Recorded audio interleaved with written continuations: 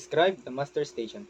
A muster station is a designated location on a ship where crew and passenger must gather in emergencies. It is usually equipped with the life-saving appliances like life jackets and lifeboats.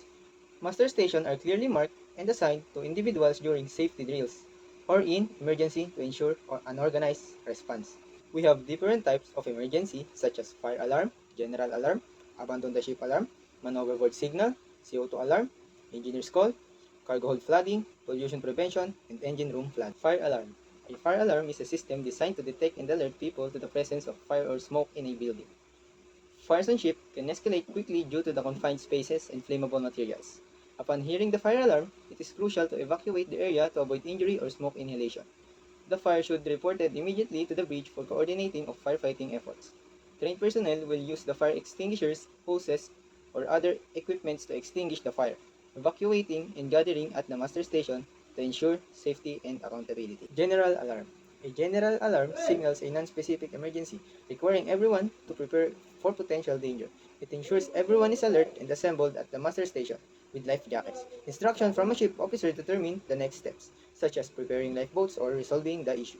The goal is to maintain and order and readiness. Abandon ship alarm. This alarm is used only in extreme cases where the ship cannot be saved. Upon hearing it, all crew and passenger must proceed to the muster stations with life jackets. Evacuation is carried out in an organized manner under the officer's supervision to ensure everyone's safety board lifeboats or life rafts. The process minimizes chaos and ensures survival in life-threatening situations. Man overboard signal. The safety of an individual in the water is the priority. Raising the alarm immediately ensures the bridge is informed to maneuver the ship to assist in recovery. Deploying life rings or buoys provides temporary flotation for the person overboard. Visual contact must maintained to aid in a quicker rescue. CO2 alarm. CO2 fire suppression system release gas to extinguish fires in closed spaces, but CO2 is hazardous to humans. When this alarm sounds, everyone must evacuate to the affected area to avoid suffocation. Breathing apparatus are used if re-entry is required, and the area is sealed off until it is safe to return. Engineer's call.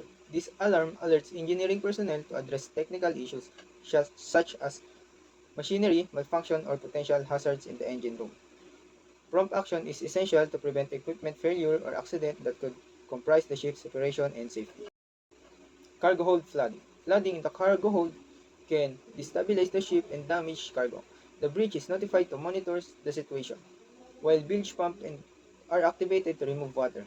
Locating the source of flooding is critical to prevent further water ingress and protect the ship's structural integrity. Pollution prevention. Any incident causing pollution, such as oil spill, must be addressed immediately to prevent environmental damage. Operations contributing to pollution are stopped. Containment measures like booms are deployed, and authorities are notified. Preventing and mitigating pollution maintains compliance with maritime regulations. Engine room flooding. Flooding in the engine room can damage essential machinery and affect ship operation. Immediate action involves sounding the alarm and using bilge pump to control water levels. Engineers investigate and repair the source of flooding to prevent the situation from worsening. Quick resolution ensures the safety of the ship and its crew. Importance of training and drills. Training and drills are essential for ensuring the safety of crew, passengers, and the vessel. They prepare individuals to respond effectively in emergency, reducing panic and improving decision-making under pressure. Regular drills familiarize everyone with emergency equipment, procedure, and muster station location. This minimizes risk, saves lives, and ensures compliance with maritime regulations.